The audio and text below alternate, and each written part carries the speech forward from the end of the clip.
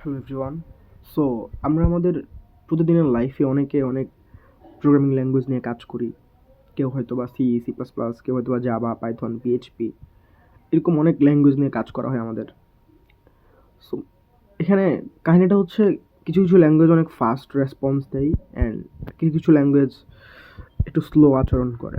তো আজকে আমরা আসলে এই জিনিসটা বোঝার চেষ্টা করবো যে আসলে কেন একটা ল্যাঙ্গুয়েজ ফাস্ট হয় বা কেন আরেকটা ল্যাঙ্গুয়েজ হচ্ছে একটু স্লো হয়, মানে এর পিছনে আসলে মেন রিজনগুলো কী, একটা ল্যাঙ্গুয়েজ কেন ফাস্ট হয় বা অন্য আরেকটা ল্যাঙ্গুয়েজ কেন স্লো হয়, আসলে এর পিছনে মেন রিজনগুলো কী কী।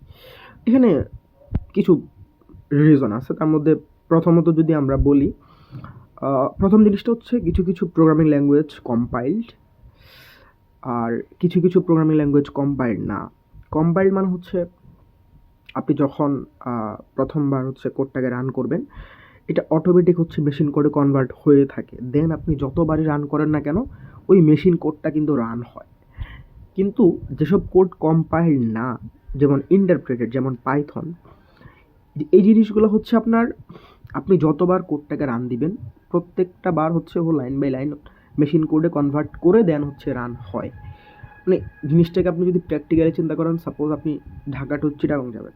সো আপনার কাছে গাড়ি আছে, এখন কাহিনিটা হচ্ছে আপনি একবার রাস্তা বানাবেন, দেন হচ্ছে আপনি রাস্তা ধরে ধরে চলতে থাকবেন। অন্যথায় যেমন পাইথন যেই ল্যাঙ্গুয়েজটা, যারা ইন্টারপ্রেটেড ফলো করে, যারা কম্পাইল না, ওদের হচ্ছে কোনো রাস্তা নাই। হ্যাঁ, আপনি যখন গাড়িটা নিয়ে চলতে থাকবেন, আপনি প্রত্যেকবার আপনি যতটুকু রাস্তা বানাবেন সামনে গাড়িতে থাকবেন, দেন আবার রাস্তা বানাবেন, দেন সামনে গাড়িতে থাকবেন। সো এটা একটা টাইম কনজিউমিং জিনিস অবভিয়াসলি। সো এটা হচ্ছে একটা reason language slow and fast হওয়ার ক্ষেত্রে। সেকেন্ড যেই রিজনটা, সেটা হচ্ছে মেমোরি। কিছু কিছু প্রোগ্রামিং ল্যাঙ্গুয়েজে অটোমেটিক গার্বেজ কালেক্টর থাকে, মানে হচ্ছে অটোমেটিক মেমোরি ম্যানেজ করা যায়। আর কিছু কিছু প্রোগ্রামিং ল্যাঙ্গুয়েজ হচ্ছে ফুল কন্ট্রোল আপনার হাতে, যেমন সি প্লাস প্লাস। এগুলো তো হচ্ছে আপনি যতটুক জায়গায় নিছেন, আপনি ততটুক জায়গায় নিজে অটোমেটিক ডিলিট করে, বা মানে ফুল কন্ট্রোল হাতে আপনার কাছে থাকে মেমোরিটা ম্যানেজ করার ক্ষেত্রে। আর কিছু কিছু প্রোগ্রামিং ল্যাঙ্গুয়েজ হচ্ছে গার্বেজ কালেক্টর থাকে, যেমন গোতে। সো এখানে গার্বেজ কালেক্টরের কাজ কী? গার্বেজ কালেক্টরের কাজ হচ্ছে আপনার প্রোগ্রামে আননেসেসারি মেমোরি যেগুলো আপনি ইউজ করছেন বাট এখন ইউজ হচ্ছে না, ও হচ্ছে এই জিনিসগুলোকে হচ্ছে ডিলিট করে দেয়, রাইট? এগুলো হচ্ছে রাখে না। এখন আপনার এই যে গার্বেজ কালেক্টরটা, যে এটা তো ব্যাকগ্রাউন্ডে চলতেছে, রাইট? এটা এটা হচ্ছে একটা আপনার মেমোরি খাইতেছে। দেন হচ্ছে এটা অনেক কাজ আছে, রান টাইমে জিনিসটা এক্সট্রা ওভার হেড হয়ে যাচ্ছে, অনেক রিসোর্স নিচ্ছে এই জিনিসটা কাজ করতে। সো এটা একটা ইস্যু হয়ে যায় আর কি। সো আপনার যখন আবার এখানে আপনার যদি রান টাইম স্ট্রং হয়, অ্যান্ড থার্ড যে জিনিসটা আসছে সেটা হচ্ছে রান টাইম। কিছু কিছু প্রোগ্রামিং ল্যাঙ্গুয়েজে রান টাইম অনেক স্ট্রং। রান টাইম অনেক স্ট্রং হওয়ার কারণে হয় কি, প্রোগ্রামটা অনেক ফাস্ট এক্সিকিউট হয়। হ্যাঁ, ইন্টারপ্রেটেড হইলেও যদি আপনার রান টাইমটা অনেক স্ট্রং থাকে, তাহলে হচ্ছে আপনার মানে জিনিসটা অনেক ইজিয়ার হয়, অনেক ফাস্ট কাজ হয়। সো রান টাইম ডিজাইন মানে জিনিসটাও খুব ইম্পর্টেন্ট। কিছু কিছু প্রোগ্রামিং ল্যাঙ্গুয়েজে রান টাইমটা ভালো থাকার কারণে প্রোগ্রামটা অনেক ফাস্ট বিহেভ করে। আবার হচ্ছে কিছু কিছু প্রোগ্রামিং ল্যাঙ্গুয়েজে রান টাইমটা হচ্ছে একটু স্লো হওয়ার কারণে, বা রান টাইমের ডিজাইনটা অতটা ওয়েল স্ট্রাকচার্ড না হওয়ার কারণে হচ্ছে প্রোগ্রামটা একটু স্লো বিহেভ করে। ফোর্থ যে জিনিসটা, সেটা হচ্ছে ধরেন আপনার টাইপ চেকিং। কিছু কিছু হয় কি, যেমন পাইথনে আপনি যখন কোডটাকে রান দিবে, প্রত্যেকবার ডাইনামিক্যালি চেক হয় টাইপগুলা।